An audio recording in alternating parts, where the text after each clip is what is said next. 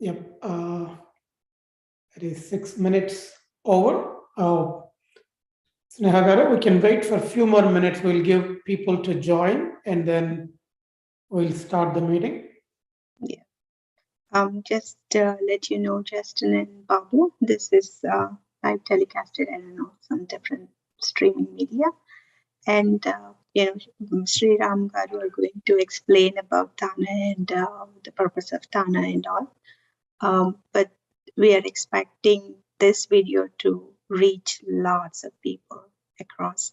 They may all not be on the Zoom call, but they may be watching live somewhere. Awesome. Sounds good. Yeah, excellent. Thank you, Sneha. Thank you. Because I remember the work that you both are doing, and there is the two sides of the coin that we have. So I thought connecting these two, especially the work that Justin is doing, definitely will solve some of the stress that the team is having, especially the meetings. Yeah. Mm. And that's a big topic for debate anyway. So Happy to talk about it. It sounds exciting. yeah. Yeah, looks like some old memories are coming out now. Yeah.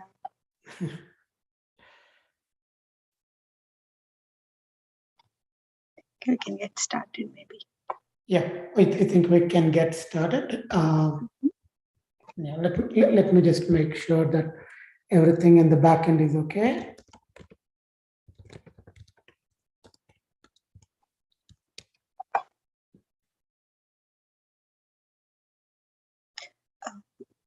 Babu, just a question. Are you planning to give a presentation also, as we discussed? I was not planning to do a presentation. No. Since you asked, I wanted to double check. Okay, no, I was changed. Okay.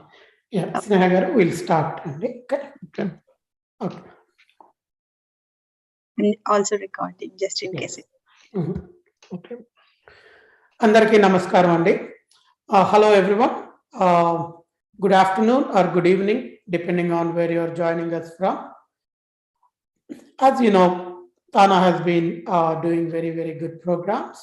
And in the wake of the pandemic and its aftermath, there is one thing that really touches all of us, especially the Indian diaspora, because one thing that we all relate to is the IT field.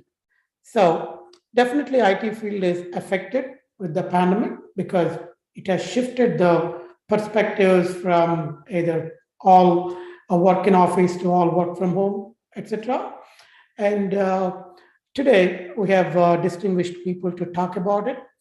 And before we start our panel discussion, I would like to request TANA President Anjay Chaudhary Lau Garu to say a few words about TANA, what it does, and what it has been doing, and all that, so that we can. After that, we'll get started and get into the program. Thank you, Chaudhary Garu. It's all yours. Sriram Garu, can you hear me? Yes, we can hear you. Yeah. First of all, my apologies. I'm in travel to airport, so I have to take this call. Not in a good position, but definitely I'm glad to address the gathering and just want to recognize, of course, the host of today, Babu Uttala and Mitchell. So both of you, heartfelt, Justin Mitchell, heartfelt thanks from TANA. TANA have done multiple programs that cater to the people, of course, Indian people and Telugu people in general. And especially this topic, this is a universal topic and need of the hour. But just that any program that TANA organizes, we have a huge crowd. But due to today, obviously it's weekday, and as well as this program has been churned out in last just 2 days, actually, just a matter of 2 days. So that is one of the reasons. So next time we would love to have at least the norm is that we should have 2 weeks of time, lead time for publicizing the event. But still, we still wanted to go ahead in spite of knowing that we have a couple of days. Sneha Garu, I want to thank Sneha Talika Garu from the bottom of my heart. She came up with this initiative, and she's one of the prime, the key role played for bringing this up to the community. And as I mentioned, we are hoping for much more community service events, and especially this from the Atlanta team, Sriram Royal Garu, and of course all the entire Atlanta team, and our community service coordinator Raja Kaskurti. So for making this happen, and entire TANA leadership for rendering their unconditional support. So without taking much time, let us dive into the session. You all have a good session and good night. Thank you. Yeah. Thank you, Anjay Chaudhary Lau Garu. Definitely thank you for addressing even from your commute. So we're good here. And just to start off the program, we have distinguished guests today, Justin Mitchell and Babu Kutala, and obviously Atlanta's our own Sneha Talika. So she will be introducing us our panel today, and she will be moderating the discussion as well. And one housekeeping item before we get into the program, please, if you have any questions, use the chat facility and type your questions in the chat. We will take those questions and address them as they come or at the end, whatever is convenient. Okay. Thank you very much. Sneha Talika Garu, please, floor is yours. Thank you, Sriram Garu. It's an honor and my privilege to represent TANA as Youth and Leadership Committee Chair Southeast, and also I have two wonderful people that I have a past work relationship with, both of them, and it's my pleasure to reconnect back to our previous working relationship. And also these two gentlemen are doing amazing job, and that is directly related to the pandemic and delivery. So it is an honor to bring both of them to the panel. Just a little bit introduction, not that it is going to cover everything that Babu and Justin have been doing over decades. Babu is Chief Data and Analytics Officer of ABB. He's responsible for ABB Big Data and Advanced Analytics Strategy, Operations, and Processes. He oversees all aspects of data lifecycle management and deploying artificial intelligence, cognitive computing, and machine learning solutions to support the growth of ABB business units by partnering with them on revenue-generating programs related to internal business processes and data analytics. Previously, Babu was as IS Director at Honeywell, where he was responsible for developing and executing data architecture strategy that supported Honeywell finance, sales and marketing, and supply chain management as well. Babu holds master degree in knowledge management from California University and computer information systems, as well as MBA strategy and finance. He earned a graduate certificate in modern systems architecture and engineering from MIT and Six Sigma belt holder as well. In 2019, Babu was named the IDG One to Watch Award for demonstrating keen understanding of business goals, processes, processing the capabilities and character to be the future leader in the industry. I had pleasure of working with him in the previous engagement that I have not mentioned in my just readout. So we worked at Lowe's together, and I was on Babu's team in 2008, where he did an amazing work and provided the turnkey solutions in BI and big data space. And it was a pleasure to watch him in action in 2008. Welcome, Babu, to TANA, Telugu Association of North America. Thank you. Thank you, Sneha. Thank you. I have Justin Mitchell. Oh my God, where do I start about you, Mr. Justin? So I knew him at NXT ID, where I was working actively to launch facial recognition applications in India in 2013, which won NASSCOM Top 10 Innovations of India Award. At that time, I really had a pleasure working with Justin Mitchell. And he's a serial entrepreneur and inventor of many applications, including the most exciting application, Yak. When I learned about Yak, I was really amazed and thrilled, and I'm sure all the audience are also going to be thrilled once you learn more about Yak. He worked with NXT ID as a co-founder, with partnering with David and Gino, two other amazing people with their vision And also he co-invented more than 20 applications and processes. I don't know what those 20 are, but 20 patents are pending, 3 are granted. And they went in public in NASDAQ under NXTD, and he was chiefly responsible for building mobile apps, and he built the mobile delivery teams also in 2012. And I remember that's the time where he was talking about all the toys that he has acquired in his room. And he was talking about, starting the offshore. Those were the golden days of our communication. He's also a founder and creative director of So Friendly, where they built user-focused designs and products with business growth in mind. They focus on every stage of user life cycle, funneling through the same. They have several major clients like Marriott, GP, Boy Scouts of America, just to name few. He's also serving as a board member of Cloud Major and now most amazing venture of Yak. He's the founder and CEO of this company where they built the messaging platform. I think the first audio messaging platform that I ever know, which helps one to reach and talk faster. And this actually helps in building the stronger teams. And he raised recently 10 million, and early beta users of his application are Google, InVision, Salesforce, Sprinkler, US Berkeley, CVS, MailChimp, Mox, Yopto, and I don't know how many more are there. Welcome, Ms. Justin. It's a pleasure having you with us. Yes, thanks for having me. All right, now coming to the topic. I know we all have a lot of challenges in delivery, and I personally handpicked two of you because one is providing a solution in a much different way than the industry is looking for. That's Justin. And Babu has a major responsibility of delivering the solutions at the same time, not losing the focus of building the teams and not being, there are so many dynamics to the business problems, not just a delivery.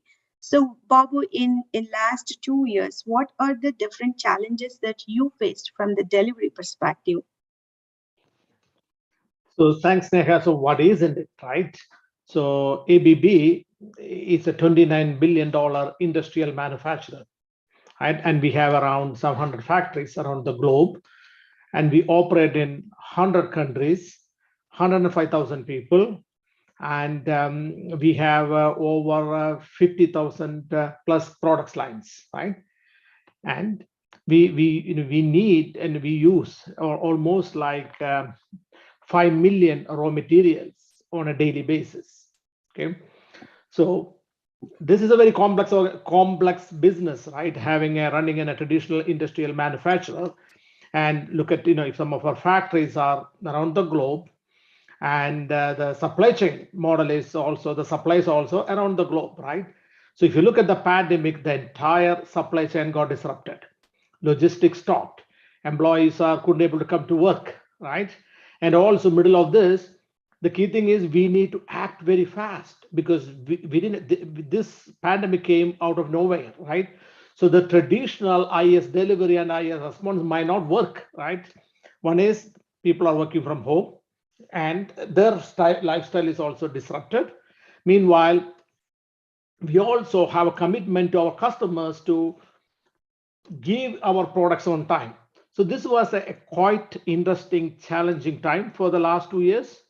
And the key for we kind of came through this in a much better way. In 2021 was the best year we ever had in our company history. The reason was predominantly changing the values and behaviors of our organization.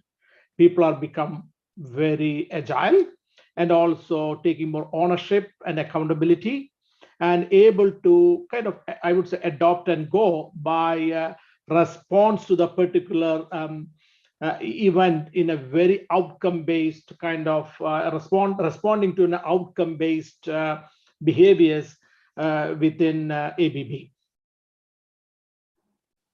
Awesome. So how did IS handle the supply chain problem? So the big thing is, the data analytics is one of the biggest component of, a delivery, understanding the supply chain, responding it, right?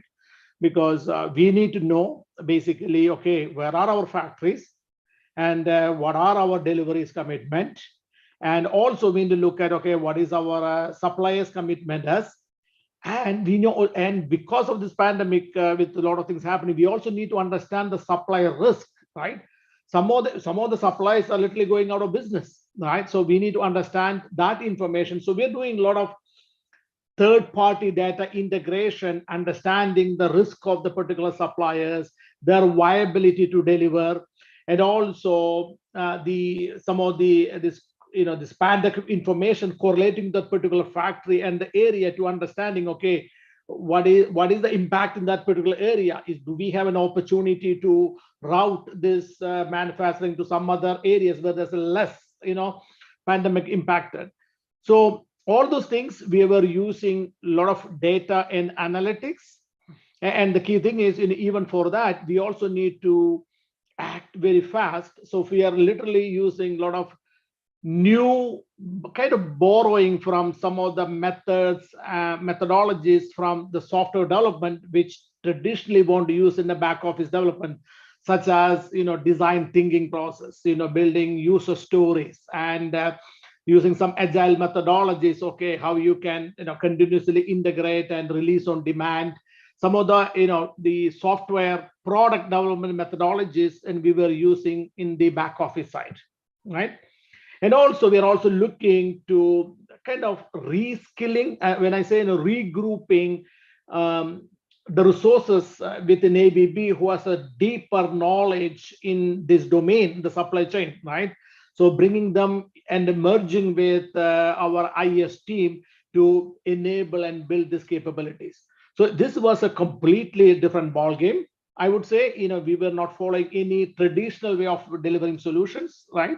And it's more almost like, you are really managing a crisis. So everybody become leaders all of a sudden, and everybody become responsive, and every ideas become great ideas. So this is the way we kind of tackle the situation.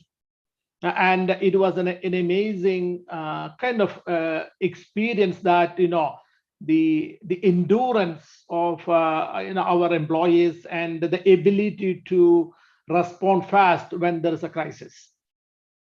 And also, more importantly, how they're able to work with the minimal instruction. Awesome. Justin, your side of the problems may be very different what Babu has faced.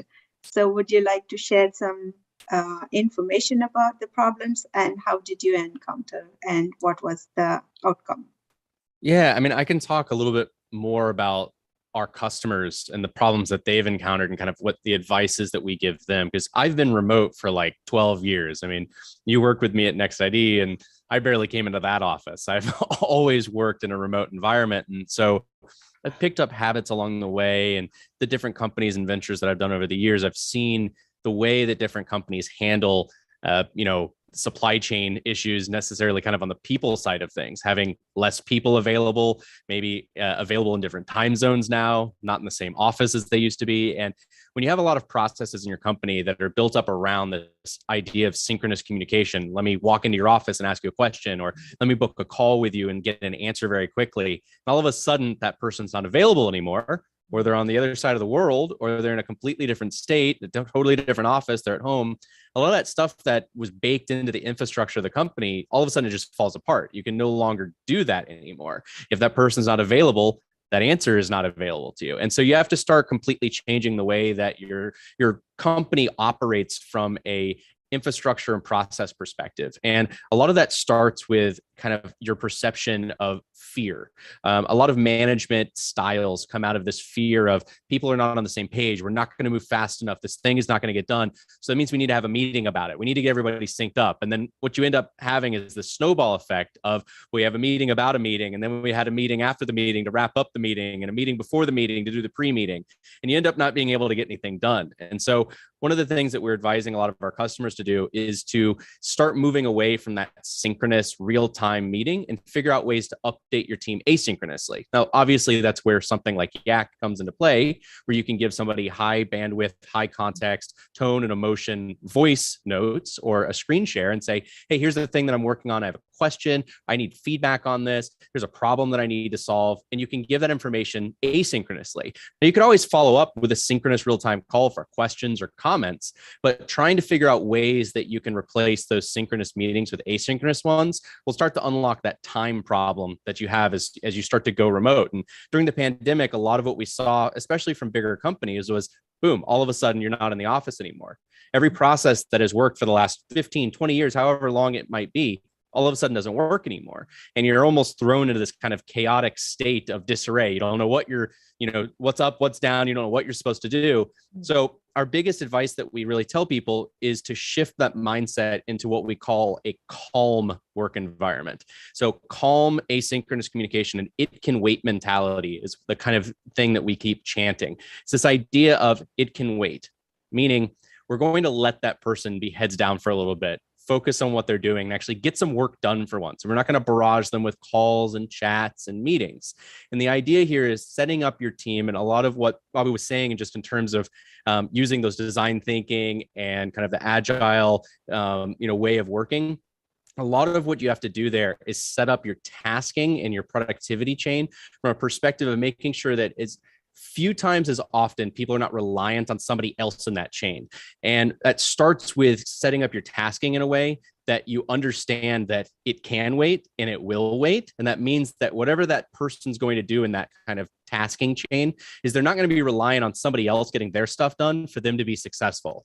So one thing that we found, especially from a software engineering perspective inside of our own company, is as we've started to spread out over the globe and hire people from all over the world, the biggest hack that we found was that making sure that we were not tasking people with things where we had this kind of cascading task responsibility system where somebody couldn't get their work done because somebody else was on a different time zone. So they couldn't get their update, which meant this other guy couldn't get their update. And now nothing was getting done. So if you can optimize that kind of like chain of tasking, you can figure out a way to actually give tasks to people in ways that they can be fully responsible for what they're doing for a full day, get all of their work done. They can stay heads down. They can be focused. They can actually work less time. We're big pioneers of the idea of a 4-day work week. You don't actually need 8 hours a day every single day of the week to actually get your stuff done if you can optimize kind of that time. And that starts with not having as many meetings. And that kind of turns into making sure that the way that you're tasking your team, everybody's not falling into this kind of responsibility chain where I'm not getting stuff done because somebody else is, not able to get their work done. And once you do that, you can shift into that it can wait mentality. And now all of a sudden you're in this calm work environment. It's not pants on fire, full on chaos. Everyone's trying to get a hold of somebody. You're actually just responsible for your own work. And everybody is individually responsible for what's been tasked to them. And that's really what we've found has been really effective inside of our own org, and something that we're kind of pushing off on these other companies that are coming into us saying, we don't know how to do remote. We don't know how to do asynchronous. We've been in office our whole life, and all of a sudden nothing that worked before is working now. That's how we start shifting that mentality for them. It brings up another interesting aspect of, asynchronous meeting management. So you invented this product in 2018. What was your vision at the time, and what is your next vision about the same? Yeah, I mean, the big vision shift here for me was I had always hired remote, but I saw a bunch of other companies starting to hire globally. And as soon as you have just one person that is not in your time zone, all of a sudden your sync processes start to fall apart. And you have to have some way to communicate, some way to message them. And a lot of people were falling back to email or like Slack messaging or just text messaging in general. And what we found was that there was a lot of like lack of tone and emotion there. Emotions start to flare, especially you're giving feedback. You say, I don't like this. This is bad. And a designer goes, oh my God, they hate my work. I'm a horrible employee. When you start doing that over voice, you can kind of tell that that person's not being mean. They're just being direct. And you can't get that tone and emotion over text. And so that was kind of the original inspiration for Yak, was this idea of, well, the one thing that you miss out on in the office is that kind of personal connection, that tone and emotion that you get from being able to talk to somebody physically. And so we wanted to bring that to a remote environment. The real vision for the company comes down to when you start to have somebody that works in a different time zone and you're using sync real-time processes, there's only two options. Either that person doesn't get to participate because it's 2 a.m. wherever they are and they'd be crawling out of bed, or they're crawling out of bed and now you're ruining their life and their personal time.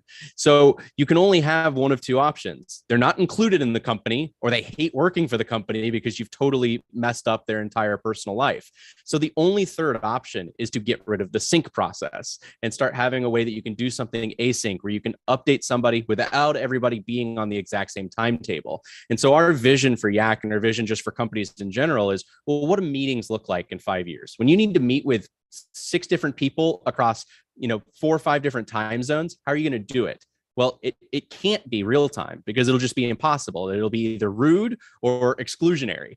So the default answer here is, well, we need a way to communicate asynchronously. And we know that text is not the best way to do that, because there's not a lot of context sometimes. Tone and emotion is not there. So things can really get ugly really fast.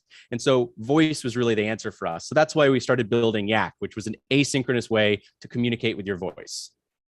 Awesome. This actually brings me to ask another question to Babu. I understand, the first year challenges and the second year challenges are very different from the delivery perspective. But the one thing that's probably is common is the emotional impact of it. How did you handle that problem at ABB? Yeah, so this is very interesting, right? So if you look at this working from remote, right? Even if you are in US itself, right now, none of us couldn't able to go to office, right? So what we notice is a convergence of your personal values and professional values. Typically, we talk about, okay, we want to run a company like, with care and collaboration, right? Most of the time, these are kind of taglines you see in a wall, right? But what we experience is really applying that in your professional life, right? People started caring each other. Okay, because we can hear in the back, at the back, at the back of the house, there is a kid is crying, right? So an employee is saying to them, okay, you know what, go and take care of that, your son or a daughter. Let me handle this meeting for you, right? So that typically never happened in the past, right? And because you expect work in a certain way in a professional workplace, right? So we see a lot of care and kind of leaning on each other, employees, okay, and also collaborating, in a much meaningful way. And that was a big change. The other big thing what we noticed is this technologies, right? In the past, what do you do for a go to meeting? You take a notes. When you take notes, half of the things you don't listen, right? You are so busy with writing. With the Microsoft Teams and all, you can record the entire meeting, right? Which is making much more effective, because the people are, okay, yeah, I couldn't able to hear fully very well, let me go and listen it again, so this is also really help. Okay, oh, you know what? I see, I can provide a solution for that. I can provide a value for that, right? And I have an idea. So this whole kind of, I would say, this care and collaboration kind of bringing those values to the employees, and also the technology capabilities really helped employee to become much smarter and effective. So the year 2, it's more about employees. We started, ABB employees are taking more ownership because of these type of this type of incidents or events happened in first year. Employees are, because we really started finding there is a lot of potential employees had which never used, right? So we see that, okay, yeah, there's a lot of talent internally within ABB. We can really use it for building some new innovative solutions, new capabilities. And lastly, the other big thing happened is in an IS world, where we started requirement, right? 200 pages of requirement and 6 months of review before we're building a solution. The whole thing wiped out, right? So there's no more writing big requirement documents or big architecture discussions like Justin was saying. Everything people able to doing it very fast. And more importantly, everybody started trusting each other, right? So all this kind of validation, verification, a lot of controls be in place in a typical or traditional software delivery lifecycle. It's literally kind of started vanishing. And so we are kind of really moving to, okay, how this has become your day-to-day practice within the company. So that's kind of a little bit outcome of, what we see it in ABB, what the lessons we learned and how we are applying it in year 2. That's awesome. So pretty much the entire team at ABB is agile now. Yeah, it's agile. And see, the thing is, you have no choice, right? So think about what happened, right? Pandemic came from nowhere, right? And almost to the end of February, we said, okay, we are officially come out from pandemic, and we are all back to normal work, right? What happened with this Russia-Ukraine war? Again, the entire supply chain, logistic distribution, everything is disturbed. Now, again, you need to respond much faster, right? So this adopt and go become the new norm, right? So we are all now kind of wired to do this kind of things. Okay, you know what? These surprises are going to become part of our life, and we need to be ready always to react to the situations. Awesome. I think that's the to-go mantra for everyone. I mean, accept as it comes. Did your team started using any new tools during this time? Yes, absolutely. So the first thing, as I mentioned, is we are a 130-year-old classical engineering company, right? If you look at that in any engineering company, it takes 2 years to design a motor, 2 years to design a robot, right? Even look how long it's taking building an airplane. Nobody would say that, okay, yeah, this use case by use case, release one portion, then I will tell you the next week whether it's working or not. That will not happen in engineering my cycle. They want to do the entire blueprint first. They need to make sure the entire system work, right? So that mindset is changing. So we introduced, the first thing what we did is, okay, how we teach our team the DevOps, right? So for that, okay, we need to teach what is agile is. And so we did a lot of upskilling our employees on, safe certifications, product owner, product manager, what exactly, a agile means, what is a continuous integration means, continuous deployment means, release train means. So we did that, and then we started using agile DevOps. So we use this agile DevOps and some of the design thinking methodologies, and so that is kind of help them employees to now to use this new act fast way. And this was never there before. We had a classical waterfall life cycle with gate reviews and design reviews, etc. So that's all now pretty much gone. A question to you, Justin. Now you are talking about asynchronous way of coordinating and talking about a new way of delivery altogether and reducing the meetings, if not completely avoid it, which is not practically possible.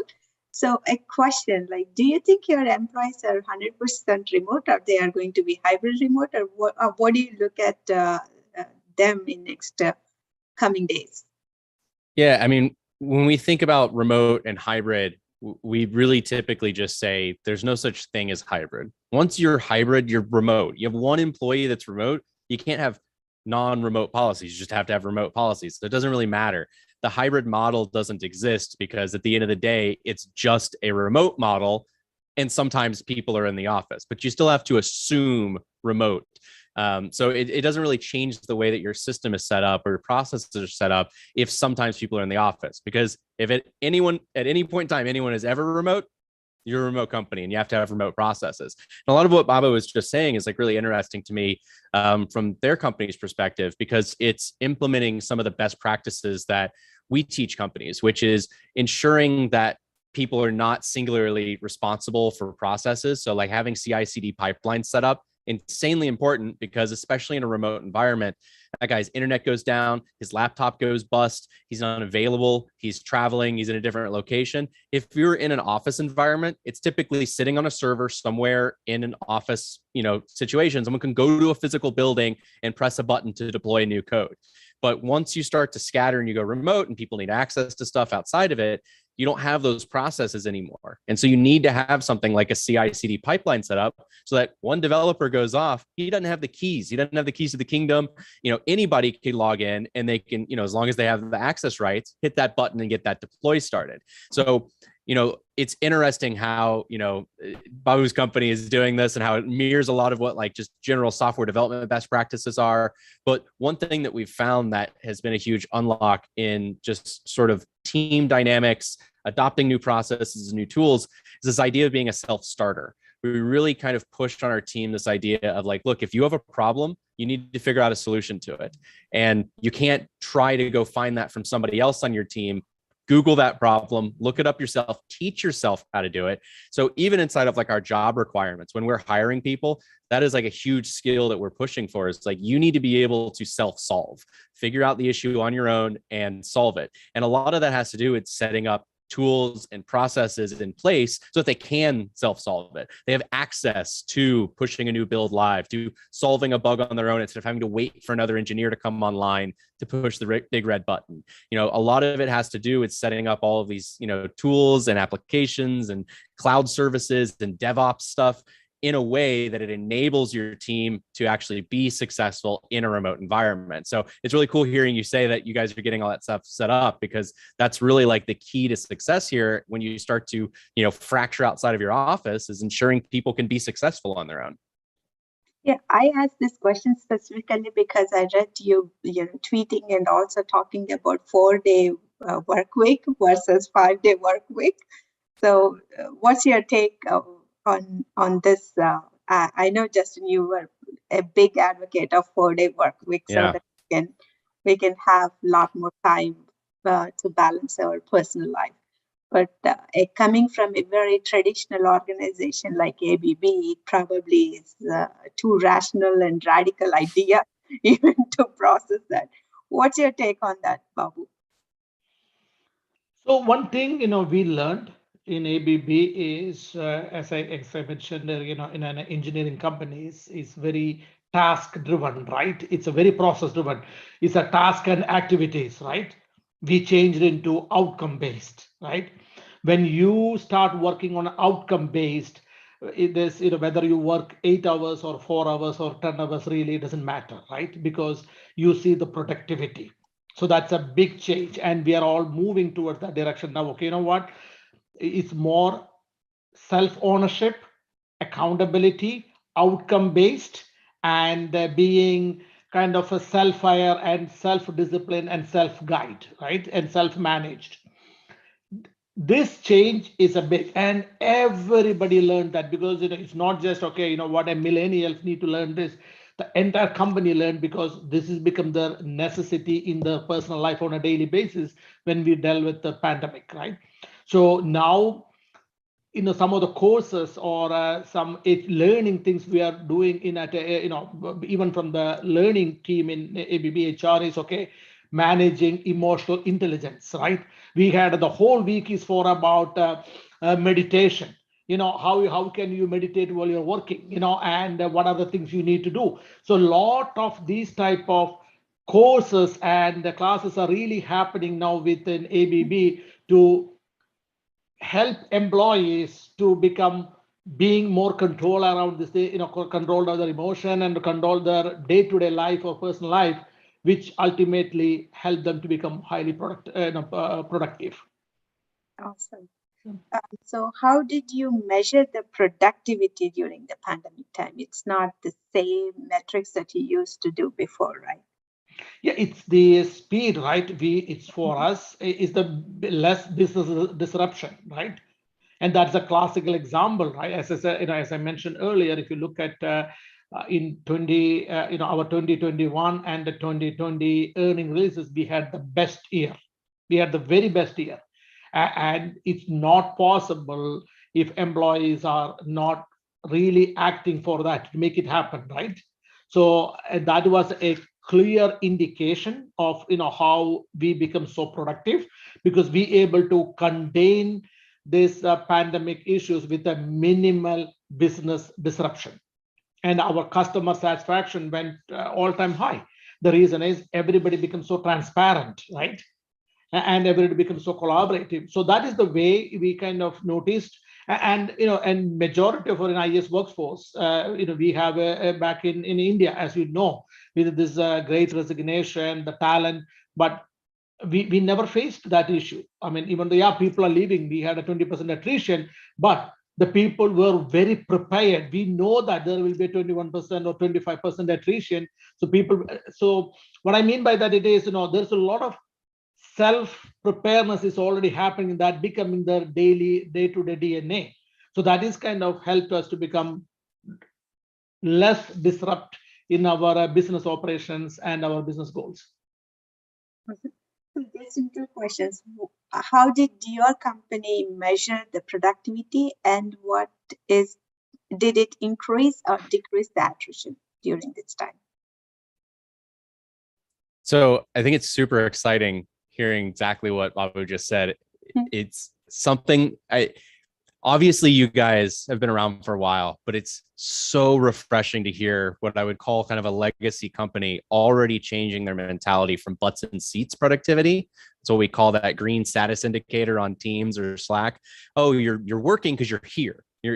We see you're online. That means you're doing things. That's good for us. It's a butts and seat mentality to changing to that output based mentality. So like, it's so cool to hear you saying that this is the stuff we're trying to get companies to shift their mentality, and you're already there, which is just so awesome. So, I mean, for us, that's exactly what we're doing is, shifting our mentality away from like, someone's online, they're working 8 hours a day. That means that they're a good employee and they're doing a good job. And we love them. No, it's really about output now. Like, are they closing their tickets? Are they getting stuff done? Does the team feel like they're supported by that employee? Do they communicate effectively? Do they communicate quickly? And, there's context, and they're, giving the information on time and with ease. Boom, that person is got good output, right? They are helping our company move forward. And so when you start to kind of shift that mentality away from, well, the employee is a good team member because they show up on time and they leave late, like that's that old kind of classic style. And it's funny, we talk about 4-day work week all the time. And a lot of people ask me like, well, where do you come up with these numbers? What's the science behind it? And it's like, well, what's the science behind the other numbers? Like, we're not on a factory floor anymore without computers and technology. Like, we don't need sun up to sun down. Like, that's not the way that modern company runs. So an 8-hour day that starts at 9 and ends at 5, conveniently, because that's just how the sunlight outside operates, is just no longer relevant. If you can get all of your work done in 4 hours or 6 hours during your day because you're very good at your job and you're productive and you know how to get stuff done quickly, go home, like spend the rest. You earned that. You're a good employee. So that's that kind of outcome-based mentality. And it starts to leak into policies around 4-day work weeks, personal days. I love hearing Babu talking about meditation, taking that time to kind of like personally recharge, make sure we're taking care of ourselves. It's funny, one thing that we've struggled with from a 4-day work week perspective is not seeing people take advantage of the system and not working too much. It's actually overworking. That's the harder thing to keep track of, is to make sure that your employees aren't actually working too much, because a lot of times the 4-day work week concept can get into somebody's brain and make them think like, don't have enough time to get this done.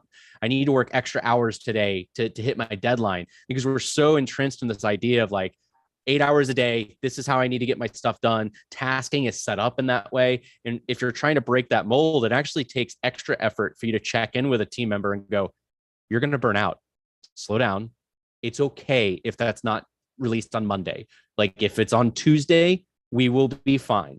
And just ensuring that you've kind of got that calm, it can wait mentality, that starts to shift how you think about productivity, because no longer are you looking at that person pulling an all-nighter and going, yeah, you're amazing, you're a great employee. Instead, you're actually checking in with them going, do not pull an all-nighter. That is not good for your mental health. Like, spend time with your family, eat dinner with your wife, whatever it might be. That's actually the more important thing, because I would rather have you fully recharged, at the beginning of next week, than being burnt out because you spent, the weekend working. And a lot of that comes down to a lot of the science behind burnout. How long at the end of the day are you actually being productive? When you're at that 10th hour in your workday, you're not being creative. You're not being intelligent. You're making poor decisions. You might as well throw that code out, toss that design, whatever it might be. That's not the best version of you. It'd be better to actually work less hours and a better output on a different day. And that's really what we're doing, inside of our org, is making sure that we're setting up ticketing and responsibilities and that kind of self-ownership that Bob was talking about. Again, you're saying all the right stuff. It's so exciting for me to hear this from a bigger company, start adopting these processes. When you start to have all that set up, your idea of what is productivity, what is success starts to shift. And when you see employees being happier, getting more sleep, maybe getting lunch with their family, taking a break in the middle of the day just to go sit next to, sit on a park bench and just relax for a little bit, that's really what builds stronger team relationships. You're going to have higher, employee retention. People are not going to be leaving because they're burned out. And in the end, you end up having a better product as a result. Absolutely. I am sure everybody loved what you just said. Nobody wants to get burnt out. Nobody wants to miss the work-life balance. And of course, everybody will love, staying focused and increase their personal velocity versus the team's velocity as well. So I'm sure everybody will love working from home, yet delivering what is expected to be delivered. We have 5 minutes if any audience have any questions, and then we will conclude. Anybody have any questions? Hey, hi, this is Srinivas. Actually, I have recently joined as a lifetime member for TANA. And how can I register these sessions? Because they are very interesting and very helpful for us. So how do I register in ABP group or anything? Do we have any WhatsApp group or anything I can go ahead and join that group? Yeah, Srinivas, let me address this question. Srinivas, you'll be getting TANA newsletters. Okay. If you have joined, you might have given your email address to TANA, and so please keep an eye out for the newsletters, and also TANA.org, TANA.org. Every information is out there. What is coming up, what we have done, what are the other things that we can do, the input that you can give, everything is in there. Okay. So, okay.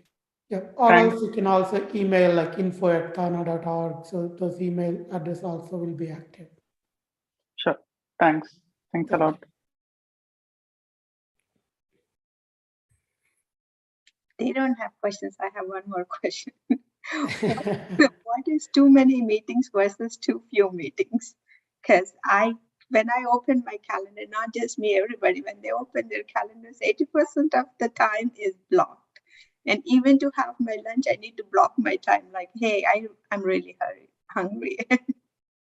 So I have stuff on my calendar that blocks it for me. So I use a really cool tool called Reclaim.ai.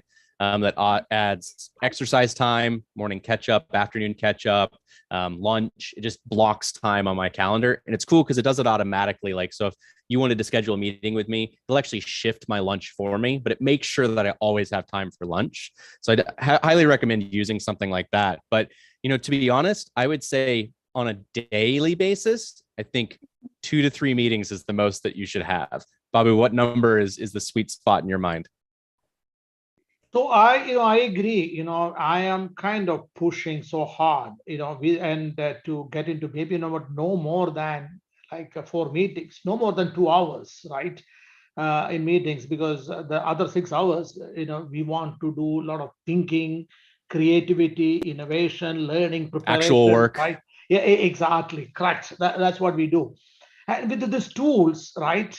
I don't need a status meeting, right? And and so because I can literally go to Azure DevOps and see what exactly happening in my team, right? And so these tools really helping. Again, I don't need to go to every meeting. As I mentioned again, there's a recording. The minute I see that a meeting has more than 10 people, I don't go, because there's nothing I have to do there, because it's just people are talking, right? So I'm very kind of, again, as I mentioned earlier, we all need to learn the self-awareness and self-regulation, right? It's all about that. So I am also practicing that. I look at, okay, what? It's the 10 people. I don't think I need to be there. And number one, and if I need, I can go and listen at later, right? And so these type of methods are really helping and kind of changing a lot of meetings. And for me, Sneha, is when people ask, okay, we have a culture of a lot of meetings in the company. Well, but culture is an aggregation of your individual behaviors, right? If I would start changing that behavior, if so many other people are changing, then less meeting will become the culture of the company, right? So that is the way we are pushing, and we are pushing less and less meetings. And again, when you do this from a task and activity based to outcome based, with this kind of emotional control and emotional intelligence, emotional management, you don't need to be a lot of meetings. Yeah, I mean, we have meetings that we have companies coming in and say they're doing 15 hours of meetings a day, 15 hours of meetings. I mean, that is just, it's unscalable. It's not healthy.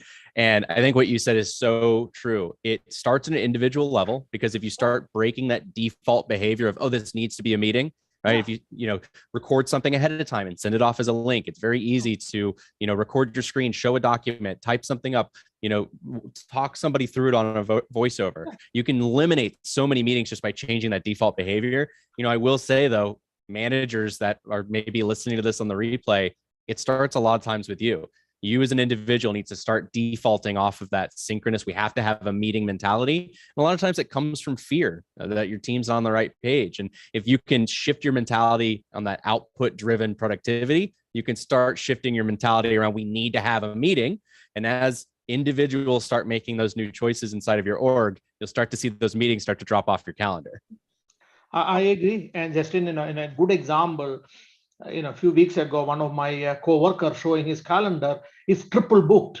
Then I said, shame on you. That's exactly I told him. I said, you knew you cannot be in same time in 3 places, right?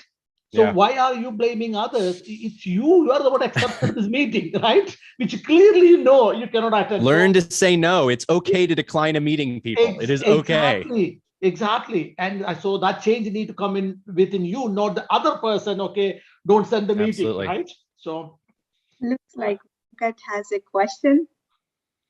Yeah, Yeah, this Venkat? is a good discussion. I enjoyed it. Thank you very much, Justin, Babu, and Sneham. This is a awesome conversation. To jump onto add a bit to the fire on this calendar. My day starts at 7:15, and I don't know how. In every meeting I'm required, because a lot of our inputs from me has to be given it, and my time is booked till 12:30 noon or PM. I would say the reason why I said PM is sometimes you'll get confused. That's the reason I said 12:30 noon. And even sometimes people don't even give me a bio break. I don't know what they're thinking. If they see even 10 minutes of my time, they'll try to grab it. How to control that? Do you have any ideas? You're not alone, for one thing. We just did this huge state of remote where we did a huge survey on meeting culture, and 20% of participants said that they have skipped lunch and skipped going to the bathroom because of meetings. And I was like, oh my gosh, like, you need that personal time. You should be able to go to the bathroom, and a meeting shouldn't keep you from it. I think two things that I would say would be, one, would any opportunity for a person to ask you a question or give you something asynchronously ahead of a meeting, try and get them to do that. So if you're hopping on a meeting just for someone to say, hey, what do you think of this? What's your input? I wanted to show you something, give me an answer. Say, hey, record that ahead of time. That way we can just cut that meeting in half, and I can give you my feedback, and you don't have to actually do the presentation piece. Meetings don't need to be sitting there from a presentation side of things. There's no reason for someone to sit there for 45 minutes and just talk. You can always record that in advance. And then the second thing that I would say is sort of what I just said. Feel more comfortable declining meetings. Just, hey, I'm going to protect my time. I think that's one thing that a lot of people don't understand is time is a personal asset of yourself, and you need to learn to protect it. It's healthy. It's productivity hack. Learn to protect that time, decline the meeting, and say, if you send me something, I will give you feedback on it, but I'm not going to do this live on a call. And it takes guts, especially depending on kind of inside of your company structure, where you are from an org level and managerial, hierarchy. But part of, kind of bucking that trend is understanding that it's ultimately your time, that you're protecting your own productivity, and it's okay to say no. Babu, do you have anything to add to that? Yeah, so it's, see, I work for a global company, I have a team from Brazil to New Zealand in my team all the way, right? But I have a clear mandate for me. I tell, look, I don't run an emergency hospital here, right? So first of all, unless until you need to be super critical, then only invite me. Otherwise, I will not come to the meeting, right? And for example, I get this invite from 6:30 in the morning. I replied him back, look, I will not attend. Can only attend 7:30. What decision you want me to make in this meeting? So they will say, oh, no, I just want you to be there to listen. I said, I will listen to the recording session in my own time, right? Listen to the recording, absolutely. Exactly. So it's more about our discipline, right? Most of the time, see, and look, we are all valued employees, right? That's why we are in the company, right? And I don't need to be, so that's my philosophy is, I don't need to be shown, okay, if I attend all the meeting, I'll be special. No, it is hurting me. So for me, the less meeting is good for me. That means my team is empowered to make those decisions, right? That is a sign of true collaboration and care. So I said, look, I trust you guys. You take the right decision. I don't need to be there. And if you don't need to be there, then tell me why I need to be there, then I will. But if there is some production crisis, we have a huge crisis, then yes, if it is 4 o'clock or even 3 o'clock, even night 12 o'clock, I'll attend the session. Otherwise, I don't go to the meeting. And have those values, Venkat, right? 12 to 1, lunch means lunch, right? Don't sacrifice that, right? That is critical thing because it's affecting your health, right? Yep, So, absolutely agree with you on that. yeah. And I heard Justin telling about a Reclaim. What is that tool? Reclaim.ai. I don't know. I can send some links after the fact. If I was to give 2 tips on how to get your time back, Reclaim.ai defends your time on your calendar. And then, of course, Yak will allow you to do a meeting asynchronously without having to actually be live, show up, and sit in front of a computer. Can it be synced with Outlook or how this works? Yeah, it syncs with all your popular calendar services. Okay. Is it an add-on we can have it? Because it just auto schedules stuff on your calendar. Okay. Yeah, and a lot of companies do add the Reclaim AI. Because right now, because of this pandemic, many of the organizations, they are using a lot of other tools to monitor. They are not allowing us to add any add-ons even to the Outlook. They are blocking it. Put that up the chain. Say it's important for my mental health. Yeah, absolutely. Even sometimes I don't know. I tell them, guys, give me at least 5 minutes breathing time. I need to have a bio break. Yes. Yeah, Venkat Gare, actually, I can relate to that experience pretty much. What I have been doing is just block the calendar. If somebody books over it, tell them, can you not see my calendar, by the way? They double book it, they triple book it, and I tell them, guys, my calendar is up to date. Please take a look before making a call with me. Yeah, I would attend the first meeting that is booked, not the second one, not the third one. So, yeah, we all can relate to that experience. To recap of all the conversation that Babu and Justin shared with their personal experience as an inventor versus the org leader being, serving to multiple internal and external clients. I think one, definitely a culture shift has definitely happened. It not only in the workforce level, also in the senior management level, also there is a culture shift that has happened. Doesn't matter whether that company is a very traditional company or like very modern company, but regardless, the culture shift has happened, and it has happened for good, and I'm sure employees are loving it. And the care and emotional dependency and emotional IQ, EQ, both have been considered, which is a very progressive thing. Because I was talking to one other lady last week. She was actually daunted in her personal appraisal that she is emotional. Now I wanted to speak on this platform to let the world know, if somebody is emotional, she is a keeper. The reason is she is the one who is actually making the team to stick together and deliver. And if anybody is thinking a person is an emotional person and you want to get rid of, you're absolutely wrong. You're losing a lot more people with her. That's the second one. And looks like the operational challenges and delivery challenges that what we have seen. And I think everybody has learned, adapted to to the situation and responding as the time demands. That's a very progressive thing. and DevOps and the new way of agile, looking at the things. Even though we have agile now, everybody is going into CI/CD and they are doing DevOps and they are doing a lot more new tools. That's amazing. That's a good progress as an industry. And the next one that we talked about is the visibility to velocity that has changed. That's good. That goes back to what Justin has said, like, hey, I'm seeing this person all the time in the chair versus like, well, I don't care when this person logs in and logs out, but the work is done and, the tickets are moved. That's a good thing. And the way we were looking at the whole industry perspective has taken a new dimension. I mean, eventually, maybe who knows, Justin, everybody will be looking for asynchronous meetings. And I hope so. Async and 4-day work week. Yeah, I love that. All right, Venkat. Tell me who does not like that. Everybody here.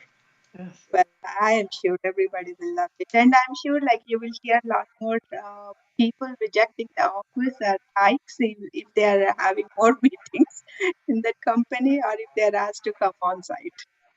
That's happening. Yep. All right. Venkat, you want to say a few words, Venkat Garu?